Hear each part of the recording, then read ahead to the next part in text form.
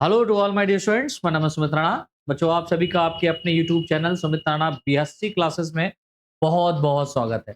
जैसा कि आप सभी लोग जानते हैं कि आप लोगों की क्लासेस यहाँ पर मैं अपलोड कर रहा हूँ और क्लासेस में यहाँ पर सेकेंड सेमेस्टर का डे 1 की क्लास मैं अपलोड कर चुका हूँ। आज बच्चों हमारी ये डे 2 की क्लास है और आज के इस डे 2 की क्लास में हम लोग फोर्थ सेमेस्टर, ठीक है, जो हमारा चौथा सेमेस्टर है, जितने भी हमारे फोर्थ सेमेस्टर के बच्चे हैं उनके लिए जो एमसीक्यूज बन सकते हैं जूलॉजी के अंदर, उसको कवर करेंगे। और आज के इस लेक्चर में हम लोग यूनिट फर्स्ट से जो आपके लेक्चर बन सकते हैं या यूनिट फर्स्ट से जो क्वेश्चन आपके बन सकते हैं इंपॉर्टेंट, उनके बारे में, और सेकेंड यूनिट से जो इंपॉर्टेंट क्वेश्चन बन सकते हैं उनके बारे में डिस्कस करेंगे। ठीक है, तो आई होप आप सभी लोग घर पे रह करके बहुत अच्छे से अपनी पढ़ाई कर रहे होंगे।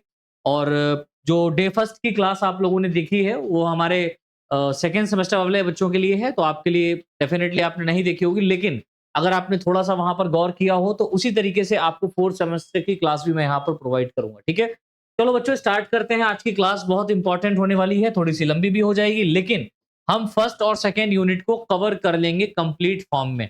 तो जैसा कि हमारी पहली यूनिट की अगर हम बात करें यहाँ पर, तो वो है प्रिंसिपल्स ऑफ जीन मैनिपुलेशन।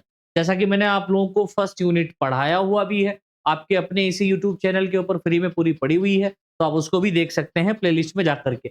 अब बहुत सारी यूनिट छूटी हुई है जो मैंने नहीं पढ़ाई, लेकिन उनको मैं एमसीक्यूज लेवल पर मल्टीपल चॉइस क्वेश्चंस के आधार पर कवर करा दूंगा। ठीक है, तो आप लोग बस बने रहिए, जुड़े रहिए। चैनल को सब्सक्राइब नहीं किया है तो चैनल को सब्सक्राइब कर लीजिए, बेल आइकन दबा लीजिए और ज्यादा से ज्यादा अपने साथियों के साथ में इसको शेयर कर दीजिए, क्योंकि रेगुलर बेसिस पर आप लोगों को यहाँ पर ये वीडियोस मिलती रहेंगी। ठीक है, और जब तक आप लोगों की यूनिट कंप्लीट नहीं हो जाती तब तक क्लास मिलती रहेगी। ठीक है, तो आज ये सेकेंड डे है हमारा।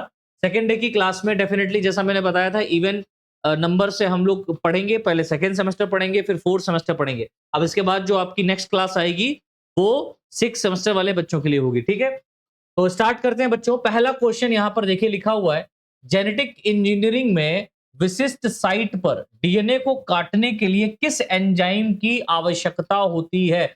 बहुत इंपॉर्टेंट क्वेश्चन है बेटा ये। अगर आप पढ़ के जा रहे हैं, मान लो कि आपका एग्जाम कल है ना, और आज आप पढ़ के जा रहे हैं और ये फंस गया, तो आपके दिमाग में ये बैठा रहेगा कि हाँ भाई सर ने ये पढ़ाया था या मैंने ये पढ़ा था, और आप उसका सही आंसर करके आएंगे। आप सभी को पता है कि आपके जो क्वेश्चंस होने वाले हैं वो मल्टीपल चॉइस क्वेश्चंस होंगे, और ये मल्टीपल चॉइस क्वेश्चंस का जो आंसर आपको देना होगा वो ओएमआर शीट पर देना होगा बच्चा। ठीक है, ओएमआर शीट आपको प्रोवाइड की जाएगी। उस ओएमआर शीट में हर एक क्वेश्चन के चार ऑप्शन दिए होंगे। जैसे कि आपको एक पेपर मिलेगा, पेपर में क्वेश्चन होगा, उसके चार ऑप्शन होंगे।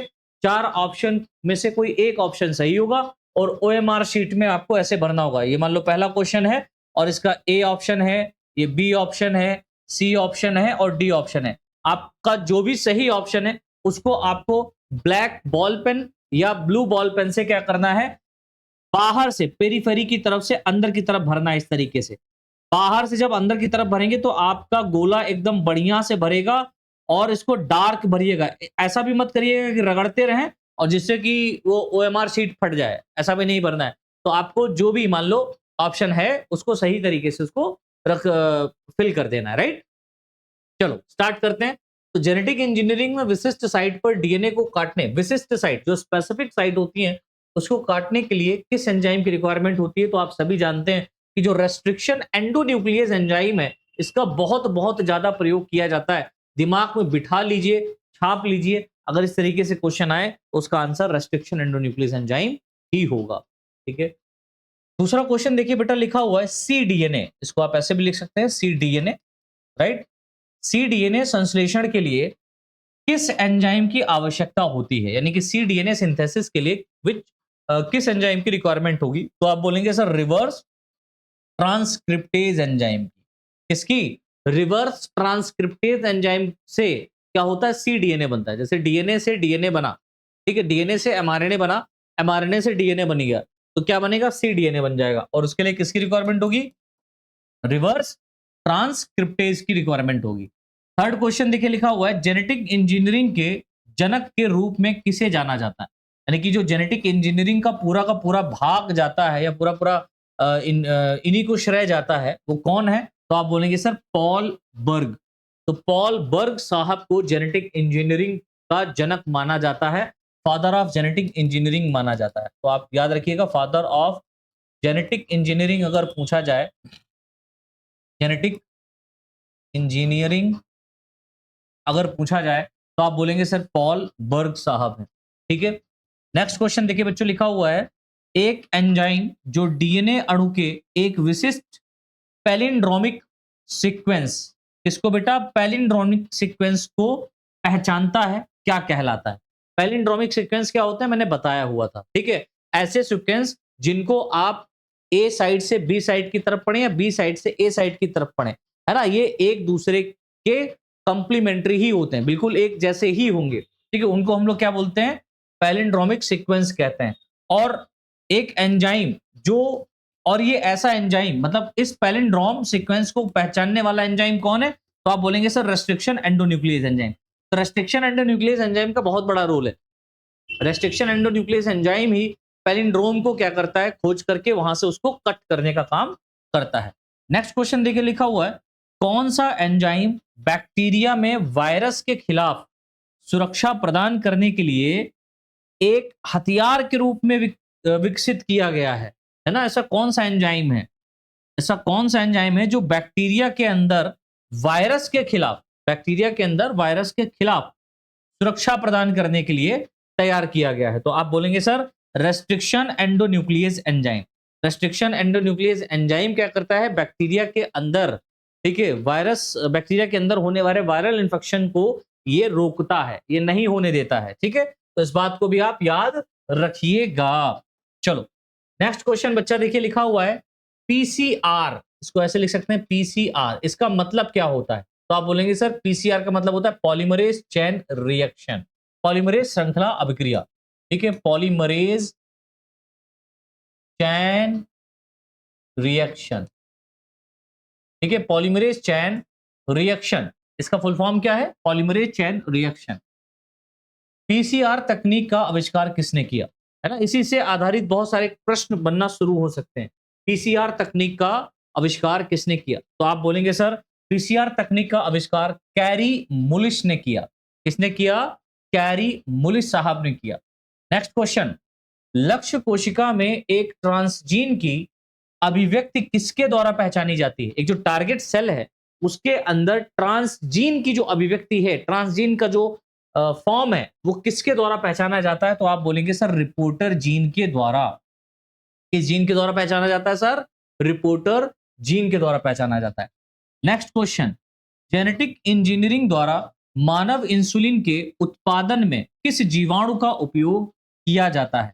क्वेश्चन क्या कह रहा है? जेनेटिक इंजीनियरिंग में, ठीक है, मानव इंसुलिन यानी कि ह्यूमन इंसुलिन को बनाने के लिए, इसके प्रोडक्शन के लिए किस बैक्टीरिया का यूज करते हैं? तो आप कहेंगे सर एस्चरिचिया कोलाई, इसको ई कोलाई के नाम से भी हम लोग जानते हैं। याद आ रहा है? एस्चरिचिया कोलाई। कितने सिंपल क्वेश्चंस हैं और आप आसानी से करके आ जाओगे। बस ये क्लास आप पूरी देख करके जाना, ठीक है, ये क्लास पूरी देख करके जाना। इसमें दोनों यूनिट से जितने भी रिलेटेड क्वेश्चन आपके बन सकते हैं एमसीक्यूज लेवल पर, वो यहाँ पर one shot, one line question में मैं पढ़ाने का प्रयास कर रहा हूं। ठीक है, चलो नेक्स्ट क्वेश्चन देखिए, आ सकता है इस तरीके से कि जीवों के आनुवांशिक संशोधन से संबंधित जीव विज्ञान की शाखा कहलाती है। जीवों के आनुवांशिक संशोधन, जीवों के आनुवांशिक संशोधन से संबंधित जीव विज्ञान की शाखा क्या कहलाती है? तो आप बोलेंगे सर जेनेटिक इंजीनियरिंग कहलाती है। क्या कहलाती है? जेनेटिक इंजीनियरिंग कहलाती है। राइट, याद रखिएगा। Next question, restriction endonuclease enzyme, किसकी बात हो रही है? रेस्ट्रिक्शन एंडोन्यूक्लियस एंजाइम की बात हो रही है। की खोज किसने की? है ना, तो रेस्ट्रिक्शन एंडोन्यूक्लियस एंजाइम की खोज की है 3 वैज्ञानिकों ने मिलकर के। एक तो आर्बर साहब थे, दूसरे स्मिथ थे और तीसरे नाथन्स थे। तो आर्बर, स्मिथ और नाथन साहब ने मिलकर के रेस्ट्रिक्शन एंडोन्यूक्लियस एंजाइम को खोजा था। ठीक है, नेक्स्ट क्वेश्चन देखिए, लिखा हुआ टैक, TAQ, है ना, टैक पॉलीमरेज एंजाइम प्राप्त होता है। तो थर्मस एक्वाटिकस से, किससे प्राप्त होता है बेटा? थर्मस एक्वाटिकस से प्राप्त होता है टैक एंजाइम। नेक्स्ट क्वेश्चन देखिए, लिखा हुआ है निम्नलिखित में से कौन सा एक एंडोन्यूक्लियस है? क्वेश्चन ऐसे आएगा, निम्नलिखित में से कौन सा एक एंडोन्यूक्लियस है? उसमें 4 ऑप्शन दिए होंगे। तो अगर आपको कहीं भी हिंद सेकंड दिखाई पड़े, इस तरीके से HIND हिंद सेकंड एंजाइम कहीं भी दिखाई पड़े तो आप इसको टिक कर दीजिएगा, यही है। नेक्स्ट क्वेश्चन है, निम्नलिखित में से कौन सा एंजाइम आणविक गोंद के रूप में जाना जाता है? मॉलिक्यूलर मॉलिक्यूलर गोंद की बात हो रही है, ठीक है। मॉलिक्यूलर गोंद के रूप में किसे जाना जाता है, राइट? तो आप बोलेंगे सर डीएनए लाइगेज। याद है सर, ये डीएनए लाइगेज, लाइगेज एंजाइम जोड़ने का काम करता है, इसीलिए इसको मॉलिक्यूलर लाइगेज के नाम से, मॉलिक्यूलर गोंद के नाम से जानते हैं। नेक्स्ट क्वेश्चन, रेडियोधर्मी अणु के साथ टैग किए गए न्यूक्लिक एसिड के एकल स्ट्रैंड को कहा जाता है? तो क्या कहते हैं बच्चों? प्रोब कहते हैं। क्या कहते हैं इसको? प्रोब कहते हैं, राइट। नेक्स्ट क्वेश्चन, एक ही रेस्ट्रिक्शन एंडोन्यूक्लियस एंजाइम द्वारा काटे गए बाहरी डीएनए और प्लाज्मिड को जोड़ने वाला कौन सा एंजाइम है? मतलब एक ही रेस्ट्रिक्शन एंडोन्यूक्लियस एंजाइम की बात हो रही है, एक ही रेस्ट्रिक्शन एंडोन्यूक्लियस एंजाइम द्वारा काटे गए बाहरी डीएनए और प्लाज्मिड को जोड़ने वाला कौन सा एंजाइम होता है? तो आप बोलेंगे सर डीएनए लाइगेज। कौन सा एंजाइम है बच्चों? डीएनए लाइगेज है, राइट। इसको याद रखिएगा। नेक्स्ट क्वेश्चन देखिए, लिखा हुआ है इंटरफेरॉन्स हैं। इंटरफेरॉन्स क्या होते हैं? तो देखिए लिखा हुआ है इंटरफेरॉन्स एंटीवायरल प्रोटीन्स होते हैं। तो ये बात आप नोट कर लीजिएगा, इंपॉर्टेंट है, क्वेश्चन ये पूछ सकता है, एक नंबर में आ सकता है कि इंटरफेरॉन्स कौन होते हैं, इंटरफेरॉन्स क्या होते हैं? तो आप बोलेंगे सर एंटीवायरल प्रोटीन्स होते हैं। नेक्स्ट क्वेश्चन इज, विभिन्न स्रोतों से विभिन्न डीएनए के संयोजन के माध्यम से, है ना, विभिन्न स्रोतों से विभिन्न डीएनए के संयोजन के माध्यम से कृत्रिम डीएनए, आर्टिफिशियल डीएनए के उत्पादन, प्रोडक्शन के लिए उपयोग की जाने वाली तकनीक को कहा जाता है? तो क्या बोलेंगे सर? पुनः संयोजक डीएनए प्रौद्योगिकी कहते हैं, रिकॉम्बिनेंट डीएनए टेक्नोलॉजी। क्या कहते हैं बच्चों? Recombinant recombinant DNA technology, technology कहा जाता है, याद रखना इस बात को। ठीक, आगे बढ़ते हैं। ओके, नेक्स्ट क्वेश्चन इज, पुनर्योगज डीएनए, है ना, प्रौद्योगिकी को लोकप्रिय रूप से जाना जाता है तो जेनेटिक इंजीनियरिंग में कहा जाना जाता है? जेनेटिक इंजीनियरिंग में जो रिकॉम्बिनेंट डीएनए टेक्नोलॉजी है, इसको बहुत ही लोकप्रिय रूप में माना जाता है। पुनः संयोजक डीएनए तकनीक किस एंजाइम की खोज के साथ उभरी, है ना? तो ऐसा कौन सा एंजाइम खोजा गया था जिससे रिकॉम्बिनेंट डीएनए टेक्नोलॉजी आई? तो आप बोलेंगे सर रेस्ट्रिक्शन एंडोन्यूक्लियस एंजाइम। जब रेस्ट्रिक्शन एंडोन्यूक्लियस एंजाइम खोजा गया तो रिकॉम्बिनेंट डीएनए टेक्नोलॉजी खोजी जा चुकी थी, ठीक है। नेक्स्ट क्वेश्चन, औषधि के क्षेत्र में पुनर्योगज डीएनए प्रौद्योगिकी का उपयोग या प्रयोग किसके उत्पादन के लिए किया जाता है? अगर आप मेडिसिनल वैल्यू के रूप में देखें, रिकॉम्बिनेंट डीएनए टेक्नोलॉजी का उपयोग किसके उत्पादन में किया जाता है? तो आप बोलेंगे मुख्य रूप से मानव इंसुलिन के लिए, टीके बनाने के लिए, ट्रांसजेनिक प्रोटीन के लिए और इन सभी, है ना।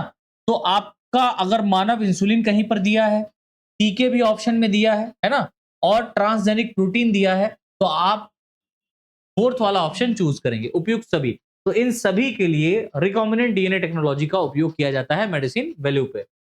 नेक्स्ट क्वेश्चन देखिए बच्चा, लिखा हुआ है पुनः संयोजक डीएनए प्रौद्योगिकी में वांछित डीएनए का प्रवर्धन किसके द्वारा प्राप्त किया जाता है ना? जो वांछित डीएनए है, जो डिजायर्ड डीएनए है, उसका कल्चर किसके द्वारा प्राप्त किया जाता है? तो आप बोलेंगे सर पॉलीमरेज चेन रिएक्शन के द्वारा, पीसीआर के द्वारा। नेक्स्ट क्वेश्चन, निम्नलिखित में से कौन सा आरडीएनए प्रौद्योगिकी का उपकरण नहीं है? तो आप बोलेंगे सर बायोसेंसर। जो बायोसेंसर है ये आरडीएनए प्रौद्योगिकी का उपकरण नहीं है, याद रखिएगा। नेक्स्ट क्वेश्चन इज कि निम्नलिखित में से किस प्लाज्मिड वेक्टर में मार्कर जीन के रूप में एम्पिसिलिन प्रतिरोधी, है ना, एम्पिसिलिन रेजिस्टेंस जीन और टेट्रासाइक्लिन प्रतिरोधी जीन, टेट्रासाइक्लिन रेजिस्टेंस जीन पाया जाता है? तो याद करो, मैंने पढ़ाया था ना पीबीआर 322, इसका स्ट्रक्चर भी मैंने पढ़ाया था आप सभी को। तो पीबीआर 322 जो है, इसमें एम्पिसिलिन रेस्ट्रिक्शन जीन और टेट्रासाइक्लिन रेस्ट्रिक्शन जीन दोनों प्रेजेंट होते हैं, राइट। आगे बढ़िए, देखिए लिखा हुआ है YAC का पूर्ण रूप, फुल फॉर्म क्या है? फुल फॉर्म ऑफ YAC, तो आप बोलेंगे सर ईस्ट आर्टिफिशियल क्रोमोसोम। क्या बोलेंगे? East yeast artificial chromosome. Yeast artificial chromosome, पहला क्लोनिंग वेक्टर किसके द्वारा विकसित किया गया? सबसे फर्स्ट टाइम क्लोनिंग वेक्टर जो था वो किसके द्वारा विकसित किया गया था? तो हर्बर्ट बॉयर और स्टैनली कोहेन। हर्बर्ट बॉयर और स्टैनली कोहेन के द्वारा सबसे पहला क्या विकसित किया गया बेटा? क्लोनिंग वेक्टर विकसित किया गया। सबसे पहला क्लोनिंग वेक्टर किसने विकसित किया? तो कहेंगे सर हर्बर्ट बॉयर और स्टैनली कोहेन ने। नेक्स्ट क्वेश्चन, बैक्टीरिया की कोशिकाओं में छोटे कॉमा एक्स्ट्रा क्रोमोसोमल डीएनए अणु को कहा जाता है, क्या कहते हैं? तो आप बोलेंगे सर प्लाज्मिड। बैक्टीरिया के कोशिकाओं में, बैक्टीरियल सेल में अगर आपको स्मॉल और एक्स्ट्रा क्रोमोसोमल डीएनए दिखाई पड़ रहा है, डीएनए के अलावा भी यदि कोई डीएनए दिखाई पड़ रहा है, तो वो डेफिनेटली क्या कहलाता है बच्चों? प्लाज्मिड कहलाता है। नेक्स्ट क्वेश्चन प्लाज्मिड के ऊपर ही आता है कि प्लाज्मिड शब्द का सर्वप्रथम प्रतिपादन किया गया, किसने किया? तो जोशुआ लेडबर्ग के द्वारा किया गया। जोशुआ लेडबर्ग साहब ने प्लाज्मिड शब्द को सबसे पहले दिया। टीआई प्लाज्मिड क्या होता है? तो आप बोलेंगे सर एग्रोबैक्टीरियम ट्यूमेफेशियंस में। ठीक है, तो टीआई प्लाज्मिड पाया जाता है, कहां पाया जाता है बेटा? एग्रोबैक्टीरियम, ये एक बैक्टीरिया है, एग्रोबैक्टीरियम ट्यूमेफेशियंस में। ठीक है, हर्बर्ट बॉयर और स्टैनली कोहेन द्वारा विकसित पहला क्लोनिंग वेक्टर था। सबसे पहला क्लोनिंग वेक्टर इन्होंने जो विकसित किया था वो कौन सा था? तो आप याद रखेंगे पीएससी 101, पीएससी 101, पीएससी 101। ठीक है, याद रख पाओगे? याद कर लेना, ये इंपॉर्टेंट है। नेक्स्ट क्वेश्चन, डीएनए के छोटे अणु जिनमें क्लोनिंग के उद्देश्य से एक ट्रांस जीन को जोड़ा जाता है, क्या कहलाते हैं? तो आप बोलेंगे सर क्लोनिंग वेक्टर कहलाते हैं, है ना भाई? सीधी बात है, डीएनए के छोटे अणु, जो डीएनए के स्मॉलेस्ट फ्रेगमेंट्स होते हैं, उनको क्लोनिंग के उद्देश्य के रूप में ट्रांसजीन को जोड़ा जाता है, ट्रांसजेनिक जीन में जोड़ा जाता है, तो वो क्या कहलाते हैं? क्लोनिंग वेक्टर कहलाते हैं। क्या कहलाते हैं बेटा? क्लोनिंग वेक्टर कहलाते हैं। नेक्स्ट क्वेश्चन इज कि प्लाज्मिड और फेज वेक्टर के क्रम वाले संकर वेक्टर कहलाते हैं, है ना? हाइब्रिड वेक्टर क्या कहलाते हैं? तो कॉस्मिड कहलाते हैं। तो प्लाज्मिड और फेज वेक्टर, प्लाज्मिड और फेज वेक्टर यानी बैक्टीरियोफेज की बात हो रही है, वायरस है, वायरस और बैक्टीरिया के द्वारा मिलने के बाद में जो वेक्टर बनता है तो क्या कहलाता है? कॉस्मिड कहलाता है।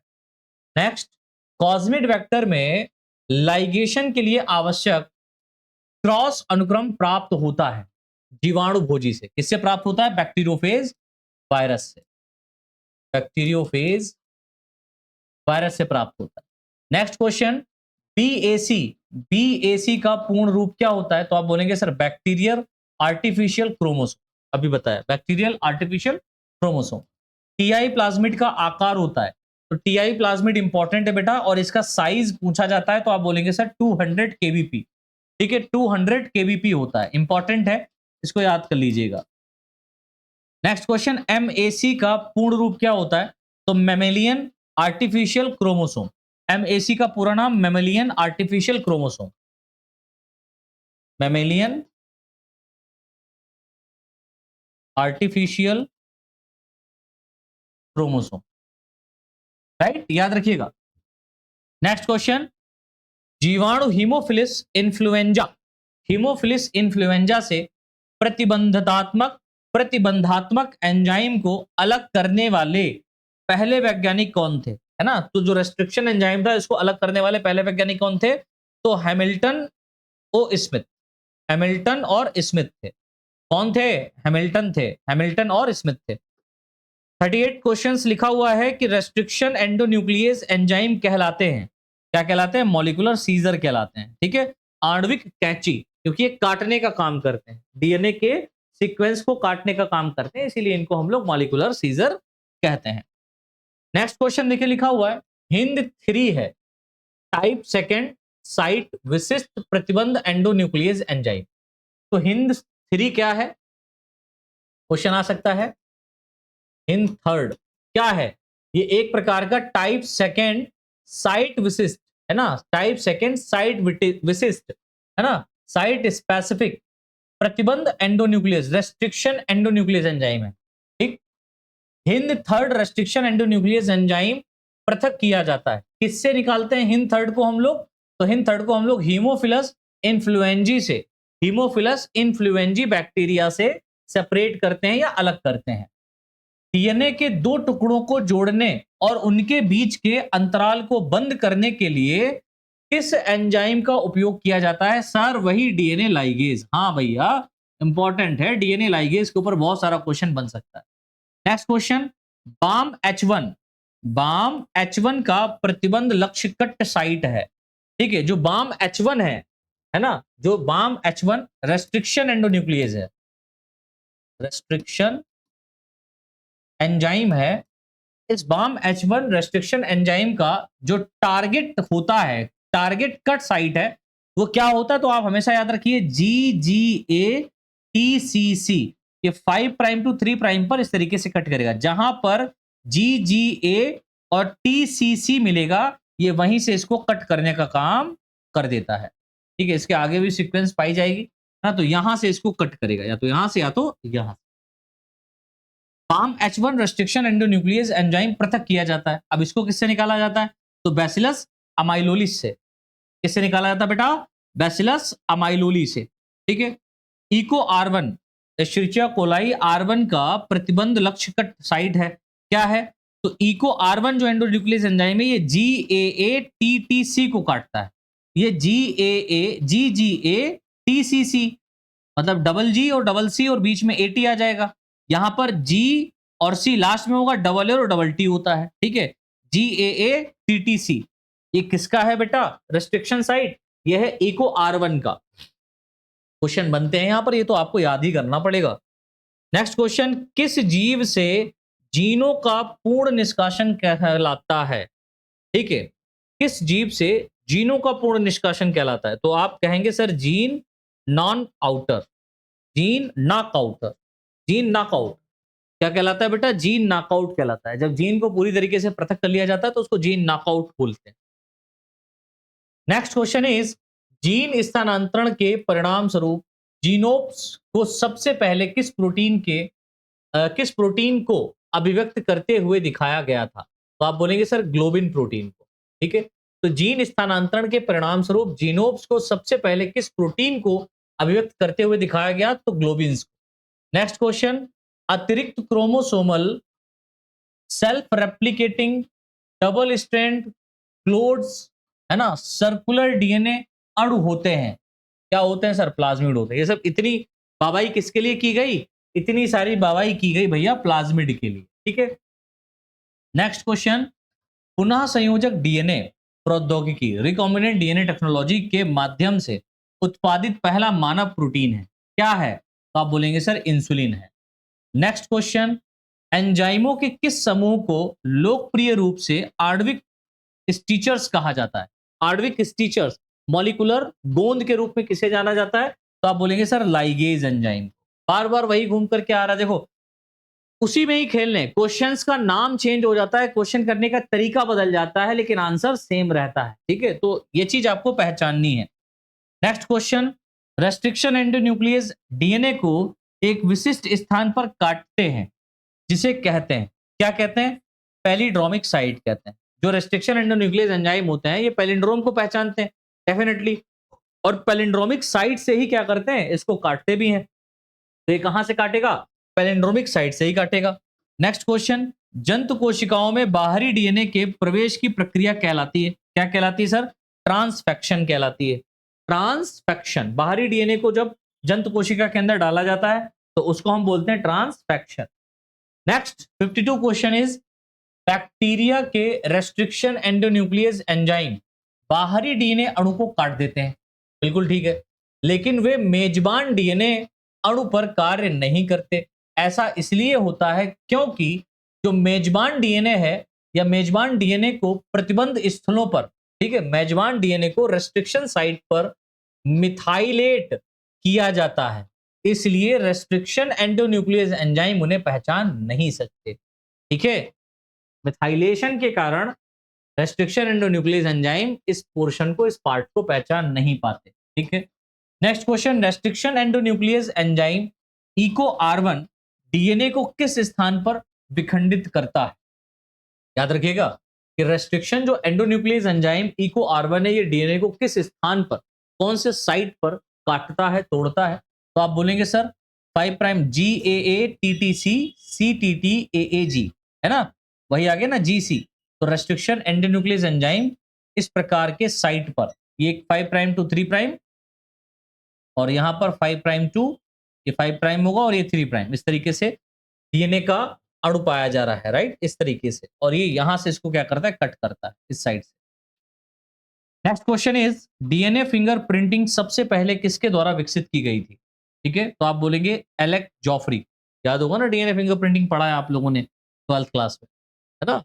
नेक्स्ट क्वेश्चन, पुनः संयोजक डीएनए प्रौद्योगिकी में cDNA शब्द का प्रयोग किया जाता है पूरक डीएनए के लिए, किसके लिए किया जाता है बेटा? पूरक डीएनए के लिए किया जाता है, पुराने डीएनए के लिए किया जाता है। माइक्रो इंजेक्शन एक विधि है, मैंने पढ़ाया हुआ है माइक्रो इंजेक्शन मेथड, है ना। तो ये क्या है? डीएनए के घोल को कोशिका के केंद्रक में इंजेक्ट करने की। माइक्रो इंजेक्शन क्या है बेटा? माइक्रो इंजेक्शन एक विधि है, मैं फिर से बता रहा हूं, माइक्रो इंजेक्शन एक विधि है, क्या है? डीएनए के घोल को कोशिका की केंद्रक में इंजेक्ट करने की। आपको पता है माइक्रो इंजेक्शन में क्या होता था? ये सेल होती थी, ये न्यूक्लियस होता था, न्यूक्लियस के अंदर इस तरीके से एक इंजेक्शन के द्वारा हम क्या करते थे, डीएनए के कुछ पोर्शन को यहां पर डाल देते थे, ठीक है, कुछ पोर्शन को यहां पर इंजेक्ट करा देते थे और इसका डीएनए यहां पर ऑलरेडी पाया जा रहा है, तो ये क्या कहलाता है? माइक्रो इंजेक्शन कहलाता है। नेक्स्ट क्वेश्चन, पीयूसी 19 है, पीयूसी 19 क्या है? तो एक प्लाज्मिड वेक्टर है। ये क्या है बेटा? एक प्लाज्मिड वेक्टर है। ट्रांसजेनिक जीव होते हैं, क्या होते हैं? जीव स्थानांतरण प्रौद्योगिकी द्वारा संशोधित जीव, ठीक है। एक प्लाज्मिड जिसमें एक सम्मिलित बाहरी डीएनए के साथ स्वयं का डीएनए होता है कहलाता है पुनः संयोजक प्लाज्मिड। क्या कहलाता है? पुनः संयोजक प्लाज्मिड, रिकॉम्बिनेंट प्लाज्मिड। क्लोनिंग द्वारा उत्पन्न प्रथम पशु डॉली था, क्या नाम था? भेड़, है ना। डॉली कौन था? भेड़ था। तो क्लोनिंग द्वारा उत्पन्न प्रथम पशु डॉली था, का नाम डॉली था, और किसको बनाया गया था? तो भेड़ को बनाया गया था। ये क्लोनिंग द्वारा बनाया गया है जीव, ठीक है।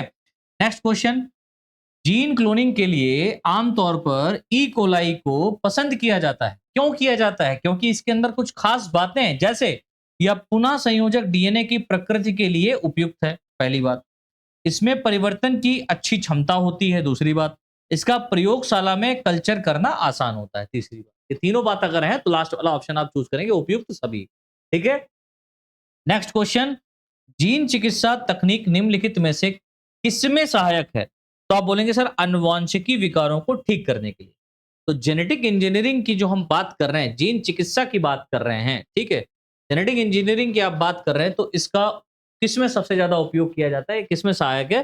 तो अनुवांशिक विकारों को ठीक करने के लिए, मतलब जेनेटिक लेवल पर यदि किसी पर्सन को कोई दिक्कत है तो उसको ठीक किया जा सकता है इस विधि के द्वारा, इस मेथड के द्वारा। नेक्स्ट क्वेश्चन बच्चों देखिए लिखा हुआ है, सन 1990 में यूएस में 4 वर्षीय बालिका पर प्रथम जीन थेरेपी की गई थी। बालिका पीड़ित थी किससे? एससीआईडी से। मैंने बताया था ना, एससीआईडी पढ़ाया है ये मैंने आप लोगों को, है ना। एससीआईडी से ये ग्रसित है। अब बात आती है कि एससीआईडी का अर्थ क्या है, इसका पूरा नाम क्या है? तो आप बोलेंगे sir severe combined immuno deficiency syndrome, immune system पूरा खराब हो जाता है, ठीक। एससीआईडी निम्न में से किसकी कमी से होता है? तो किसकी कमी से होता है? तो आप बोलेंगे sir adenosine deaminase enzyme, adenosine deaminase enzyme से होता है। Next question is gene therapy विकास, जीन थेरेपी विरासत में मिली बीमारियों को ठीक करने के लिए एक तकनीक है, उसमें शामिल है कौन? जीन की सही प्रतिका सम्मिलन। जीन की सही प्रतिका सम्मिलन क्या शामिल है? जीन की सही प्रति, यानी कि उसकी जो प्रतिलिपि है ना, जो जीन है वो सही रूप से अगर मिल जाता है तो आप विकार को ठीक कर सकते हैं। नेक्स्ट, जीन चिकित्सा का पहला चिकित्सकीय प्रयोग सितंबर 1990 में किसके द्वारा किया गया था? ठीक है, तो 1990 में सबसे पहले किया गया था फ्रेंच एंडरसन के द्वारा। एडीए का अर्थ होता है क्या? Adenosine deaminase. एडीए का फुल फॉर्म क्या होता है? Adenosine deaminase. Next question is 69th question is gene चिकित्सा की सहायता से किस प्रकार के रोग का उपचार किया जा सकता है? तो वंशानुगत, जेनेटिक लेवल पर आप ठीक कर सकते हैं, ठीक, जेनेटिक इंजीनियरिंग से। जीन चिकित्सा के लिए कौन सी कोशिका प्रत्यक्ष लक्ष्य नहीं हो सकती? तो लाल रक्त कोशिका, आरबीसी। आरबीसी को आप जेनेटिक इंजीनियरिंग में यूज नहीं कर सकते, इसका वैसे भी 120 दिन का टाइम पीरियड होता है, 120 दिन के बाद ये मर जाती है। इसका मेन फंक्शन होता है ऑक्सीजन को पूरे बॉडी के अंदर ट्रांसमिट करना और कार्बन डाइऑक्साइड को बॉडी के अंदर से बाहर निकालना। पार्टिकल्स गन, याद आ रहा है पार्टिकल गन, है ना, गन थेरेपी। पार्टिकल गन का उपयोग करके जीन स्थानांतरण को बायोलिस्टिक स्थानांतरण के रूप में जाना जाता था। यह रूपांतरण किस श्रेणी में आता है? तो आप बोलेंगे सर फिजिकल मेथड में। किसमें आता है? भौतिक विधि में, फिजिकल मेथड। मैंने पढ़ाया हुआ है बेटा, ठीक है, पहली यूनिट से बहुत सारे क्वेश्चन यहां पर देखो फंसे, मैंने बहुत कुछ पढ़ाया है और इस यूनिट से जितना भी क्वेश्चन बन सकता था वो मैंने आप लोगों को बता दिया। अब हम बात करते हैं बच्चों सेकेंड यूनिट, ठीक है, और सेकेंड यूनिट का नाम है एप्लीकेशंस ऑफ जेनेटिक इंजीनियरिंग। बहुत बहुत अच्छा टॉपिक है ये भी, और इससे भी बहुत सारे क्वेश्चन आपके बन सकते हैं, है ना। अब जो क्वेश्चन बनते हैं वो देख लेते हैं भाई फटाफट हम लोग। तो पहला क्वेश्चन देखिए बच्चों, लिखा हुआ है पृथ्वी पर एकल कोशिका प्रोटीन का सबसे समृद्ध स्रोत है। तो आप बोलेंगे सर स्पाइरुलिना, है ना। पृथ्वी पर एकल सिंगल सेल प्रोटीन की बात हो रही है। अगर समझ नहीं आ रहा है तो मैं यहां पर लिखे दे रहा हूं, सिंगल सेल प्रोटीन की बात हो रही है बच्चों। और जो सिंगल सेल प्रोटीन है, ये सिंगल सेल प्रोटीन सबसे बेस्ट सोर्स क्या है? स्पाइरुलिना। जो स्पेस में लोग जाते हैं तो स्पाइरुलिना को ही लेकर के जाते हैं पेस्ट के रूप में फटाक से, और सबसे ज्यादा प्रोटीन इसमें होता है, तब खा लेते हैं। एकल कोशिका प्रोटीन, सिंगल सेल प्रोटीन शब्द सबसे पहले किसके द्वारा प्रस्तावित किया गया था? तो आप बोलेंगे सर कैरोल विल्सन के द्वारा। स्पाइरुलिना में कितने प्रतिशत प्रोटीन मौजूद होता है? तो आप बोलेंगे सर 60 से 70%। इससे बहुत सारे क्वेश्चन बन सकते हैं स्पाइरुलिना से, तो इसलिए मैं बता रहा हूं। नेक्स्ट क्वेश्चन, निम्नलिखित में से कौन सा सूक्ष्म जीव एकल कोशिका प्रोटीन सिंगल सेल प्रोटीन का स्रोत नहीं है? तो एशरिचिया कोलाई, ई कोलाई जो है अगर लिखा हुआ है तो ये नहीं है स्रोत। मानव जीनोम परियोजना किस वर्ष शुरू हुई थी? तो आप याद रखिएगा 1990 में, क्योंकि 1990 में ही सबसे पहला क्या किया गया था? जीन थेरेपी का यूज किया गया था, ठीक है। नेक्स्ट क्वेश्चन, किस जीव के लिए सन 1977 में पहला संपूर्ण जीनोम अनुक्रम किया गया था? तो बैक्टीरियोफेज 5X174 वायरस के लिए, बैक्टीरियोफेज 5X174 वायरस के लिए किया गया था। नेक्स्ट क्वेश्चन, मानव जीनोम अनुक्रमण पूरा किया गया था, कब किया गया था? तो आप बोलेंगे सर 2003 में। तो ह्यूमन जीनोम प्रोजेक्ट, मानव जीनोम अनुक्रमण मतलब इसकी बात हो रही है ह्यूमन जीनोम प्रोजेक्ट की बात हो रही है। और ह्यूमन जीनोम प्रोजेक्ट को सबसे पहले कब पूरा कर लिया गया? 2003 में, ठीक है। अभी रिसेंटली शॉटगन विधि की सहायता से सन 1955 में किस जीवाणु का संपूर्ण जीनोम अनुक्रमित किया गया था? तो आप बोलेंगे हीमोफिलस इन्फ्लुएंजा का। पहला एक कोशिकीय यूकैरियोट कौन सा है? पहला एक कोशिकीय यूकैरियोट, सिंगल सेल यूकैरियोट कौन सा है जिसका जीनोम सन 1996 में अनुक्रमित किया गया था? तो आप बोलेंगे सर सैक्रोमाइसिस सेरेवेसी। ये एक प्रकार की ईस्ट सेल है, ठीक है, ईस्ट कोशिका, सैक्रोमाइसिस सेरेवेसी। इससे सबसे पहले बेटा क्या किया गया था? जीनोम को अनुक्रमित किया गया था 1996 में। नेक्स्ट क्वेश्चन है, पहला अकशेरुकी जानवर इनवर्टिब्रेट एनिमल कौन सा है जिसका जीनोम 1998 में अनुक्रमित किया गया था? देखो यहां से भी क्वेश्चन पलट के आ सकता है, तो आप बोलेंगे सीनोरैप्टाइटिस एलिगेंस, सीनोरैप्टाइटिस एलिगेंस, ये इन्वर्टिब्रेट है। जेनेटिक इंजीनियरिंग और विकासात्मक जीव विज्ञान के लिए मॉडल जानवर कौन सा है? तो सीनोरैप्टाइटिस एलिगेंस। तो सीनोरैप्टाइटिस एलिगेंस को सबसे पहले इन्वर्टिब्रेट रूप में जीनोम इससे अनुक्रमित किया गया। दूसरी बात, जेनेटिक इंजीनियरिंग और विकासात्मक जीव विज्ञान के मॉडल का सबसे बढ़िया जानवर कौन सा है? सीनोरैप्टाइटिस एलिगेंस। सर्च करके देख लीजिएगा कैसा दिखाई पड़ता है गूगल बाबा से, ठीक है। रेस्ट्रिक्शन एंडोन्यूक्लियस को आमतौर पर रखा जाता है कहां पर? 50% ग्लिसरॉल में। रेस्ट्रिक्शन एंडोन्यूक्लियस एंजाइम को आप कहां रखते हैं? तो 50% ग्लिसरॉल के अंदर आप रखते हैं। एक जीन जिसका उपयोग किसी जीव के जीनोम में ट्रांसजीन के सफल हस्तांतरण को निर्धारित करने के लिए किया जाता है, क्या कहलाता है? तो मार्कर जीन कहलाता है। क्या कहलाता है बेटा? मार्कर जीन कहलाता है। नेक्स्ट क्वेश्चन है जेनेटिक इंजीनियरिंग तकनीकों में मार्कर जीन के रूप में किस जीन का उपयोग किया जाता है? तो आप बोलेंगे सर बीटा गैलेक्टोसाइडेज जीन का। किसका? बीटा गैलेक्टोसाइडेज जीन का प्रयोग किया जाता है। किस जीवाणु को पौधों का प्राकृतिक आनुवंशिक इंजीनियरिंग कहा जाता है? बहुत बहुत इंपॉर्टेंट है, याद रखिएगा, ये क्वेश्चन आ सकता है। किस जीवाणु, किस बैक्टीरिया को पौधों का प्राकृतिक आनुवंशिक इंजीनियरिंग कहा जाता है? तो एग्रोबैक्टीरियम ट्यूमेफेशियंस, ट्यूमे ट्यूमेफेशियंस को कहा जाता है। नेक्स्ट क्वेश्चन, पहला फसली पौधा कौन सा है, ठीक है, जिसका जीनोम अनुक्रमित किया गया? पहला फसली पौधा ऐसा कौन सा है, पहली क्रॉप प्लांट ऐसी कौन सी है जिसका जीनोम अनुक्रमित किया गया? तो आप याद रखिएगा राइस, चावल। नेक्स्ट क्वेश्चन, थर्मल साइक्लर का प्रयोग होता है तो पॉलीमरेज चेन रिएक्शन में। थर्मल साइक्लर का प्रयोग कहां होता है बेटा? पॉलीमरेज चेन रिएक्शन में होता है। नेक्स्ट क्वेश्चन, जैव प्रौद्योगिकी में कोशिकाओं और सूक्ष्म जीवों का सामूहिक संवर्धन किसके द्वारा प्राप्त किया जा सकता है? तो आप बोलेंगे सर बायो रिएक्टर के द्वारा। नेक्स्ट क्वेश्चन, पहला ट्रांसजेनिक पौधा था तंबाकू।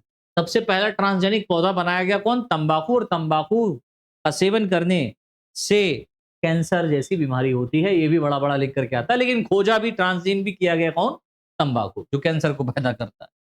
नेक्स्ट क्वेश्चन, जेनेटिक इंजीनियरिंग तकनीकी से तैयार किए गए टीके हैं, तीसरी पीढ़ी के टीके, है ना, थर्ड जनरेशन के ये टीके माने जाते हैं। नेक्स्ट क्वेश्चन, एक टीका जो प्रतिरक्षा प्रतिक्रिया उत्पन्न करने के लिए एक जीव की कोशिकाओं में एक विशिष्ट एंटीजन कोडिंग डीएनए अनुक्रम को स्थानांतरित करता है, क्या कहलाता है? तो डीएनए वैक्सीन कहलाता है, ठीक है। किस बीमारी के इलाज के लिए पहली बार 4 साल की बच्ची पर जीन थेरेपी सफलतापूर्वक लागू की गई थी? तो SCID, ठीक है, वही वाली SCID के लिए, ठीक है। निम्नलिखित में से किस ग्लूटामेट उत्पादक जीवाणु, वो बात अलग है, SCID से जो ग्रसित पहली बच्ची थी मर गई थी, है ना, लेकिन उपयोग कर लिया गया था इसका।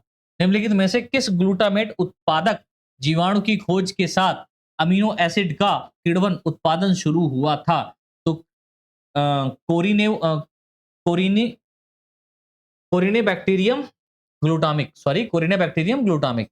नेक्स्ट क्वेश्चन इज, स्ट्रेप्टोमाइसिन प्रतिजैविकी प्राप्त होता है, किससे प्राप्त होता है? स्ट्रेप्टोमाइसिन ग्रेसिस से। साइनो साइनोकोब्लामिन साइनोकोब्लामिन विटामिन B12 के किण्वन उत्पादन के लिए किस जीवाणु का उपयोग किया जाता है? तो आप बोलेंगे sir propioni bacterium shermanii, propioni bacterium shermanii का उपयोग किया जाता है, ठीक है, याद रख पाओगे इसे? चलो आगे देखते हैं हम लोग। नेक्स्ट क्वेश्चन, बायोरिएक्टर का प्रयोग किया जाता है, किस कहां किया जाता है? तो आप कहेंगे सर एथेनॉल के उत्पादन के लिए, बड़े पैमाने पर एंजाइम के उत्पादन के लिए, ठीक है। एथेनॉल का अगर आप उत्पादन कर रहे हैं तो आप इसका उपयोग कर सकते हैं। आप बड़े स्तर पर एंजाइम का उत्पादन करें तो इसका उपयोग करते हैं। बड़े पैमाने पर सेल कल्चर के उत्पादन के लिए, है ना, इन सभी के लिए हम बायोरिएक्टर का उपयोग करते हैं।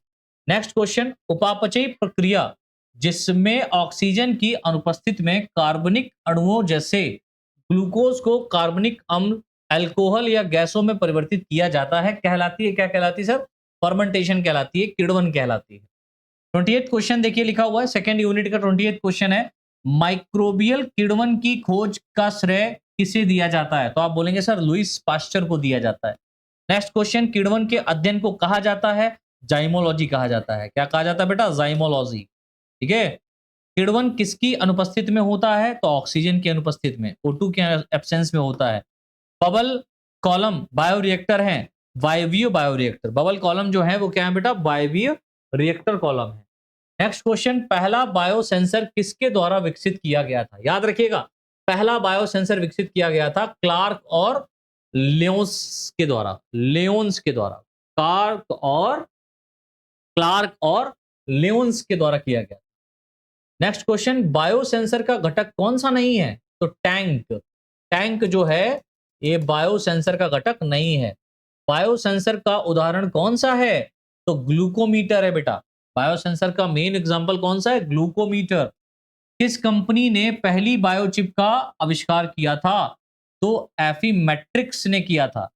एफीमेट्रिक्स याद रखिएगा, एफीमेट्रिक्स कंपनी थी, इसने सबसे पहले बायोचिप का आविष्कार किया था। जीन चिप इस रूप में भी जाना जाता है। किस रूप में जाना जाता है? तो डीएनए माइक्रो एरे के रूप में जाना जाता है। DNA micro array. निम्नलिखित में से कौन सा बायो माइक्रो एरे डिवाइस है? तो बायोचिप है। ठीक है, बहुत सारे ऑप्शन होंगे, आपको बायोचिप लेना है। पर्यावरण और जल की गुणवत्ता को मापने के लिए निम्नलिखित में से किसका उपयोग किया जाता है ना? तो आप बोलेंगे सर बायो सेंसर का उपयोग करते हैं। बायो सेंसर द्वारा हम एटमॉस्फेरिक रीजन को जान भी सकते हैं कैसा है। नेक्स्ट क्वेश्चन बच्चों देखिए लिखा हुआ है, कृषि के क्षेत्र में बायोसेंसर का प्रयोग पता लगाने के लिए किया जाता है। कृषि के क्षेत्र में बायोसेंसर का प्रयोग क्या पता लगाने के लिए किया जाता है? तो कीटनाशक को पता लगाने के लिए किया जाता है। निम्नलिखित में से कौन सा एक बायोकायोनेंट आधारित बायोसेंसर है? तो एंजाइम। निम्नलिखित में से कौन सा एक बायोकायोनेंट आधारित बायोसेंसर है? तो एंजाइम। एचआईवी और हेपेटाइटिस एंटीजन आधारित बायोसेंसर कहलाते हैं। क्या कहलाते हैं बेटा? Immuno sensor. इम्यूनो सेंसर कहलाते हैं क्योंकि इम्यून सिस्टम को ये पता लगाते हैं। गोल्डन राइस एक चावल की किस्म किसके द्वारा विकसित की गई थी? गोल्डन राइस एक चावल की किस्म है, इसको हम क्या कहते हैं बेटा? Golden rice. ये किसके द्वारा विकसित की गई थी? तो इंगो पॉट्रिकस और पीटर बेयर। ठीक है, इंगो पॉट्रिकस और पीटर बेयर के द्वारा ये चावल की किस्म को विकसित किया गया था। चावल के पौधे को गोल्डन राइस में रूपांतरित करने के लिए आवश्यक जीन प्राप्त किए गए थे। किससे किए गए थे? तो याद रखिएगा, डफोडिल नामक पौधे से और इर्विनिया नामक जीवाणु से। तो एक तो पौधा था जिसका नाम था डफोडिल और दूसरा जीवाणु था जिसका नाम था इर्विनिया। इर्विनिया नामक बैक्टीरिया और डफोडिल नामक प्लांट, इससे क्या किए गए थे? गोल्डन राइस को रूपांतरित करने वाले जीन्स को प्राप्त किया गया था। नेक्स्ट क्वेश्चन, गोल्डन राइस किससे पीड़ित लोगों के लिए सहायता करता है? किससे पीड़ित लोगों के लिए सहायक है? तो याद रखिएगा, जो जीरोथैल्मिया, जिनको जीरोथैल्मिया नामक रोग हो जाता है वो गोल्डन राइस खाएं तो माना जाता है, या ठीक भी है, ये ठीक कर सकता है। और एक्चुअल में गोल्डन राइस किस विटामिन की कमी को दूर करने के लिए उपयुक्त किया जाता है? तो विटामिन ए। तो विटामिन ए को भी ये दूर करता है। कौन? Golden rice. नेक्स्ट क्वेश्चन देखिए लिखा हुआ है, बायोरिएक्टर का प्रयोग किया जाता है। किसमें किया जाता है? तो सूक्ष्म जीवों के प्रयोग से वांछित पदार्थों का बड़े पैमाने पर उत्पादन करने के लिए। बीटा कपास सुना होगा, बीटी कपास। बीटा कपास है क्या? एक ट्रांसजेनिक कपास की किस्म है। गोल्डन राइस में ट्रांसजीन होते हैं जो पैदा करते हैं किसको? बीटा कैरोटीन को पैदा करते हैं। कैंसर के खिलाफ पहला सफल टीका तैयार किया गया। सबसे पहला कैंसर के खिलाफ सफल टीका तैयार किया गया है किसके लिए? सर्वाइकल कैंसर के लिए। जिनको सर्वाइकल प्रॉब्लम आजकल बहुत ज्यादा बढ़ गई है, सर्वाइकल पेन होता है तो वो धीरे धीरे कैंसर का रूप धारण कर लेता है। लेकिन अगर आप सर्वाइकल कैंसर अगर आपको हो रहा है तो डेफिनेटली उसका उपचार आज हमारे पास में है। तो कैंसर का भी इलाज ढूंढ लिया है, लेकिन बहुत ज्यादा हाई लेवल वाले नहीं। नेक्स्ट क्वेश्चन देखिए लिखा हुआ है, हेपेटाइटिस के टीके के विकास के लिए किस तकनीक का उपयोग किया जाता है? तो आप बोलेंगे सर रिकॉम्बिनेंट डीएनए तकनीक। ठीक है। नेक्स्ट क्वेश्चन, काष्ठीय वृक्षों यानी कि जो वुडी प्लांट्स होते हैं, इनमें सहजीवी नाइट्रोजन स्थिरीकरण होता है किसके द्वारा? तो फ्रैंक्रिया द्वारा। फ्रैंकिया द्वारा। ठीक है।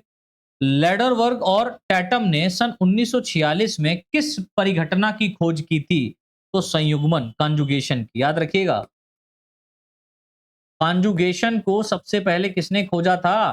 तो कॉन्जुगेशन को खोजा था लेडरवर्ग और टैटम ने। नेक्स्ट क्वेश्चन 53 सेकेंड यूनिट का, जीवाणु रूपांतरण की खोज किसके द्वारा की गई थी? तो आप बोलेंगे सर ग्रिफिथ के द्वारा। जीवाणु रूपांतरण की खोज ग्रिफिथ के द्वारा की गई थी। जीवाणुओं में जनन की विधि होती है बाइनरी विखंडन, है ना, बाइनरी फिशन के द्वारा। ई कोलाई का जनन काल है 20 मिनट का। 20 मिनट में ई कोलाई डिवाइड कर सकता है, एक से दो बैक्टीरिया बना देता है 20 मिनट्स में। ठीक है, 20 मिनट्स में, याद रखिएगा।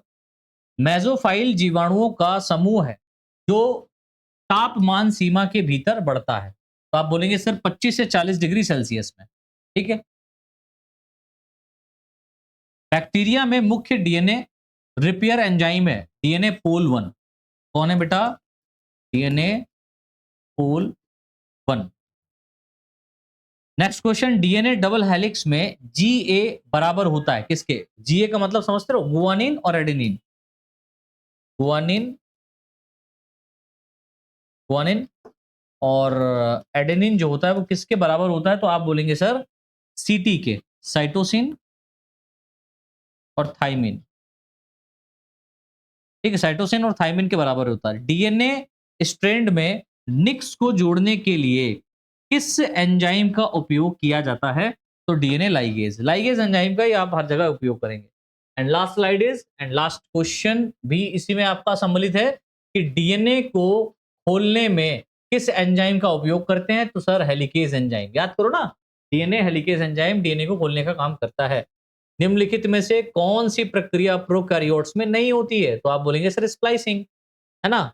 सी डीएनए किस एंजाइम द्वारा आरएनए से संश्लेषित किया जाता है? तो आप बोलेंगे सर रिवर्स ट्रांसक्रिप्शन एंजाइम के द्वारा।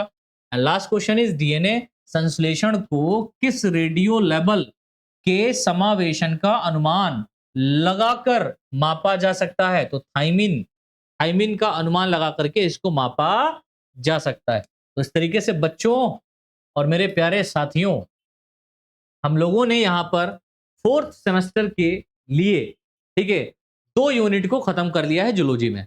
ठीक, आशा करते हैं आपको ये पूरी क्लास समझ में आई होगी, आपकी पूरी क्लास रिवाइज हुई होगी और डेफिनेटली हम इसी तरीके से क्लास करते रहेंगे और आपकी डे बाय डे क्लास आती रहेंगी। ठीक है, बस आपको इतना काम करना है कि आपको चैनल सब्सक्राइब कर लेना है। चैनल को सब्सक्राइब करने के बाद में बेल आइकन दबा लेना है, जिससे जब भी वीडियो लेक्चर यहाँ पर जिस डे पर भी आपकी आएगी वो सबसे पहले उसका नोटिफिकेशन आपको पहुंचेगा। और सभी को पता है कि सुबह 10 बजे आपकी ये वीडियोस पब्लिश की जा रही हैं, तो सुबह 10 बजे सभी लोग जरूर जुड़े। ठीक है, आप अगर 4th सेमेस्टर के बच्चे हैं, 6th सेमेस्टर के बच्चे हैं या 2nd सेमेस्टर के बच्चे हैं, तो ये क्लासेस आप लोगों के लिए बहुत बहुत बेनिफिशियल है। मैं पूरी पूरी कोशिश करूंगा कि जूलॉजी और बॉटनी दोनों के मल्टीपल चॉइस क्वेश्चंस को यहाँ पर वन शॉट क्वेश्चन और आंसर के रूप में मैं प्रोवाइड कर दूं और आप आसानी से उनको अच्छे से पढ़ करके अपने एग्जाम को बीट कर पाएं। और अभी एग्जाम आप लोगों के है नहीं, कहीं कहीं पर एग्जाम नेक्स्ट मंथ में, ठीक है, स्टार्ट हो रहे हैं। कहीं 4 तारीख से हैं, कहीं 7 तारीख से हैं, कहीं 10 तारीख से हैं, कहीं 15 तारीख से हैं। तो कोशिश करेंगे कि 20 से 22 दिनों के अंदर अंदर हम आप लोगों को कंप्लीट करा दें पूरा का पूरा सिलेबस। ठीक है, तो आज के लिए नहीं, बहुत बहुत धन्यवाद आप सभी का जुड़ने के लिए। और वीडियो पसंद आई है तो यार लाइक और शेयर जरूर करो और सपोर्ट करो। मिलते हैं बच्चों नेक्स्ट क्लास में, तब तक के लिए सभी के साथ में सभी के साथ में ही शुभ रात्रि, जय हिंद, जय भारत। अब शुभ रात्रि मैंने बोला है तो डेफिनेटली ये रात में मैं शूट कर रहा हूँ, रात के भी 1:30 बज रहे हैं बच्चों। ठीक है, तो 1:30 बजे क्लास शूट हो रही है आपकी, तो इसीलिए हमने शुभ रात्रि कह दिया, लेकिन सुप्रभात। ठीक है, सभी को सुप्रभात। मिलते हैं नेक्स्ट क्लास।